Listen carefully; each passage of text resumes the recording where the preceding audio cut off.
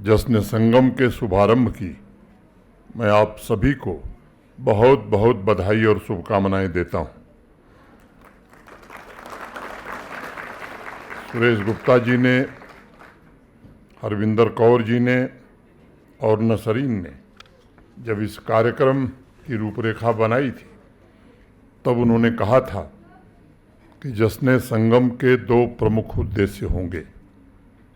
पहला, विभिन्न क्षेत्रों, भाषाओं और संस्कृतियों के लोगों को एक मंच पर लाना, उनके बीच सांस्कृतिक आदान प्रदान को बढ़ावा देना, और दूसरा उद्देश्य होगा कश्मीर घाटी में हिंदी भाषा और साहित्य पढ़ने वाले विद्यार्थियों को प्रोत्साहित करना तथा युवा पीढ़ी को हिंदी भाषा और साहित्य की ओर आकर्षित करना।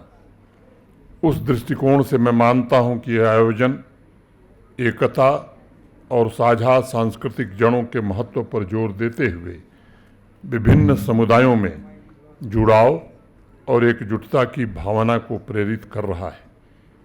आज़ादी के पश्चात 77 वर्षों में कश्मीर जैसे अनेक अहिंदी भाषी क्षेत्रों में मातृभाषा हिंदी न होते हुए भी अनेक रचनाकारों ने हिंदी की सेवा की है। उन्होंने नीति निर्माताओं के उन प्रयासों को सफल बनाने की कोशिश की है जिन्होंने मातृभाषा को सुदृढ़ बनाने के साथ साथ हिंदी को राष्ट्रभाषा और विभिन्न भाषाओं के बीच समन्वय के सूत्र में स्थापित किया।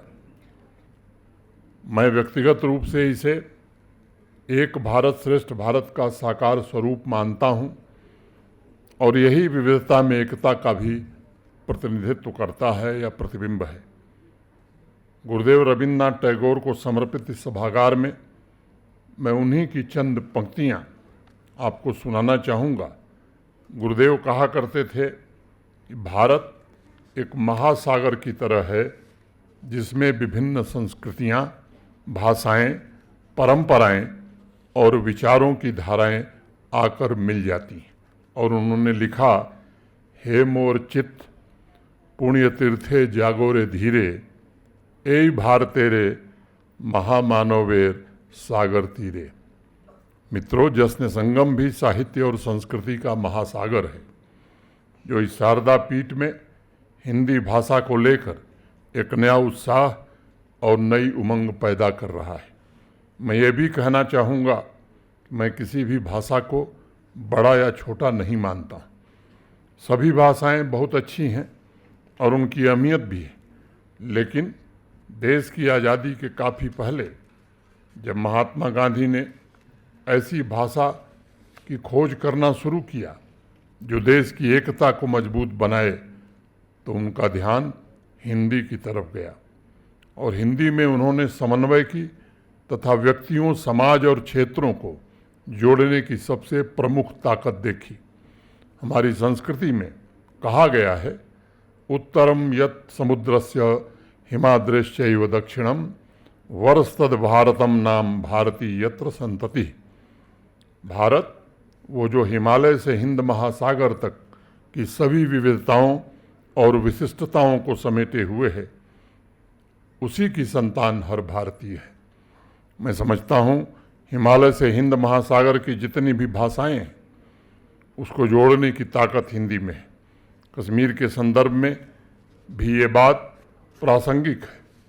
अगर पुरातन काल से भाषाओं पर आप दृष्टि ले जाएंगे तो कश्मीर में प्राचीन काल से संस्कृत प्रभावशाली रही थी।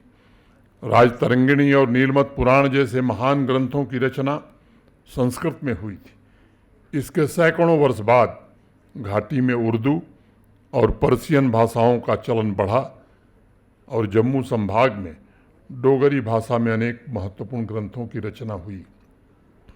सन 1966 में राजकुमारी राजदान का लेख छपा जिसमें कश्मीर की व्याख्या करते हुए उन्होंने लिखा था, सुरपुर और कश्मीर दोउन में को अति सुंदर, को शोभा को भवन, रूप को कौन समुंदर। कला, कौशल और संस्कृति की दृष्टि से कश्मीर का स्थान दुनिया में अन्यतम रहा है। कश्मीर का ऐसा वर्णन लगभग सभी भाषाओं में मिलेगा। राष्ट्र की विविधता के साथ समन्वय के लिए अक्टूबर 1965 में कश्मीर हिंदी परिषद का गठन हुआ था और श्री गुलाम मोहम्मद मुख्तार को परिषद का संरक्षक बनाया गया था। परिषद ने उस दौर में हिंदी की शिक्षा और आम बोलचाल की भाषा में हिंदी के इस्तेमाल को लेकर अभूतपूर्व काम किया और मैं समझता हूँ कि हिंदी के विकास की मजबूत नींव उन्होंने रखी। डॉक्टर मोहिनी कौल जैसे हिंदी के साहित्यकारों ने कश्मीरी साहित्य के अनमोल रत्नों को हिंदी, ब्रज, अवधी से भी परिचित कराया और उनका तुलनात्मक अध्ययन इस बात को रेखांकित करता है कि भाषा अलग होने के बावजूद चेतना के तल पर भारतीय साहित्यकार एक हैं मन से। अनेक साहित्य प्रेमी इस बात को जानते होंगे कि डॉक्टर मोहिनी कौल ने योगिनी ललेश्वरी और कबीर दास की रचनाओं का गहन अध्ययन किया था। मैंने वो लेख पढ़ा है जिसमें उन्होंने लिखा है कि दोनों की कविताओं की प्रधान प्रेरणा रहस्यमूलक और ईश्वर अनुभूति है। कबीर दास ने लिखा, आखंडिया झाई पड़ी पंथ निहार निहार, जिभटियाँ छाला पड़या राम पुकार पुकार। और ललेश्वरी ने भी वही लिखा, लोलुकी व्यखुल वालिज पिसिम कोकल चाजिम तू रजूस रसु। अर्थात मैंने प्रेम रूपी ओखली में अपने हृदय को पीस डाला और बुरी मानसिक प्रवृत्तियों का निवारण करने के उपरांत मैं एक रस हो गई। ऐसा एकत्व भाव और ऐसी समानता अद्भुत है। शमशेर बहादुर सिंह जी ने लिखा, वो अपनों की बातें, वो अपनों की खुशबू, हमारी ही हिंदी, हमारी ही उर्दू, एक कोयल बुलबुल के मीठे तराने, हमारे सिवा इनका रस कौन जाने। मित्रों, यूँ तो आज़ादी के बाद से विभिन्न राज्यों की संस्कृतियों के आदान प्रदान ने भी कश्मीर में हिंदी के प्रचार प्रसार में योगदान दिया है, लेकिन पिछले कुछ वर्षों में मैं कह सकता हूँ कि अकादमिक स्तर पर भी इस दिशा में कुछ प्रयास हुए हैं। हिंदी को 5 ऑफिशियल भाषाओं में शामिल किया गया है। जम्मू कश्मीर की पुरातन संस्कृति एवं भाषाओं जैसे कश्मीरी, डोगरी, उर्दू, गोजरी, पहाड़ी, पंजाबी, सीना को भी कैसे विकसित किया जाए, इसके लिए महत्वपूर्ण कदम उठाए जा रहे हैं। मैं संस्कृति विभाग और एकेडमी का आभारी हूँ जिन्होंने बहुत शिद्दत से इस प्रयत्न को आगे बढ़ाने में काफ़ी सराहनीय प्रयास किया है। मैं जश्न संगम में विशेष रूप से इस बात का उल्लेख करना चाहूँगा कि आदरणीय प्रधानमंत्री जी के मार्गदर्शन में पिछले 4-5 वर्षों में जम्मू कश्मीर तथा देश के अन्य राज्यों के बीच भावनात्मक दूरी कैसे कम हो, इसका भी काफ़ी हद तक प्रयास हुआ है और इसमें कामयाबी भी मिली है। पिछले 5 वर्षों में हिंदी के अलावा अन्य भाषाओं में भी युवाओं और प्रतिभावान लेखकों को प्लेटफार्म मुहैया कराए गए हैं।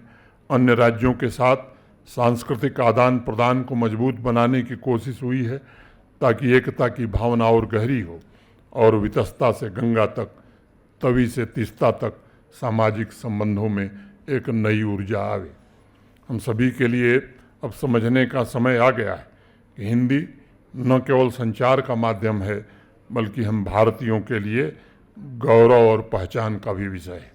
मुझे विश्वास है जश्न संगम का यह 3 दिवसीय कार्यक्रम हिंदी के प्रति जागरूकता, समझ और उसके महत्व के संदेश को जम्मू कश्मीर के सभी क्षेत्रों तक ले जाने के लिए एक मजबूत मंच साबित होगा। साथ ही इस आयोजन के तहत विभिन्न कार्यक्रम युवाओं और विद्यार्थियों को हिंदी भाषा के उपयोग के अलावा संस्कृति और विरासत के विभिन्न पहलुओं के बारे में भी जागरूक करेगा। एक बार पुनः संस्कृति विभाग, एकेडमी तथा वादी हिंदी शिक्षा समिति को इस आयोजन के लिए हृदय की अंतरम गहराइयों से बहुत बहुत बधाई और शुभकामनाएं देता हूं। जिन लोगों ने इस कार्यक्रम को सफल बनाया है उनके प्रति भी मैं आभार व्यक्त करता हूं। जिन बच्चों को पुरस्कार मिला है, ईश्वर से प्रार्थना करता हूं कि आने वाले दिनों में वो भी हिंदी के अमोल रत्न, अभी कुछ का नाम लिया गया, कबीर दास जी। मैं एक बात कहना चाहता हूँ बच्चों कि कबीर दास जी पढ़े लिखे नहीं थे, अपना नाम भी लिखना नहीं जानते थे, लेकिन अंतिम बार जो मैं देख रहा था उनके बारे में 1000 से ज़्यादा PhD अब तक कबीर दास जी पर हो चुकी है, उस व्यक्ति पर जिसने कोई किताब नहीं पढ़ी थी। ऐसे ऐसे मूर्धन्य विद्वान हुए हैं।